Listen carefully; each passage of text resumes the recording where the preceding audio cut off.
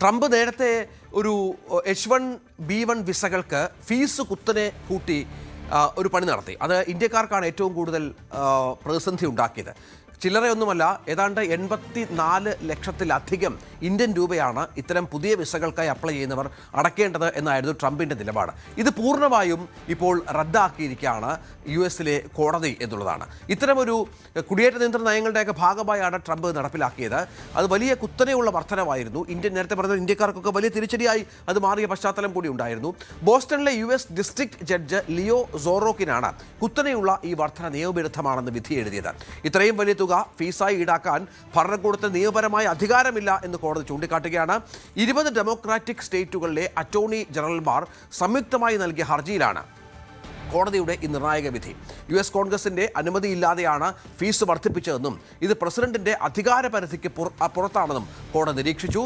ഇത് മാത്രമല്ല, ഇത് പൊതുമേഖലയെ ബാധിക്കും, വിദേശ തൊഴിലാളികളെ നിയമിക്കുന്നതിനെ ബാധിക്കും, അമേരിക്കൻ കമ്പനികൾക്ക് വലിയ പ്രതിസന്ധി ഉണ്ടാക്കും.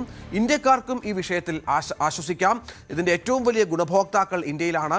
70% ഇത്തരം വിസകൾ നേടുന്നതും ഇന്ത്യൻ IT പ്രൊഫഷണലുകളാണ് എന്നുള്ളതാണ് ഏറ്റവും പ്രധാനപ്പെട്ട കാര്യം. അതുകൊണ്ട് തന്നെ ഇന്ത്യക്കാർക്ക് ഏറ്റവും ആശ്വാസകരമായ ഒരു തീരുമാനമായി ഇത് മാറുകയാണ്.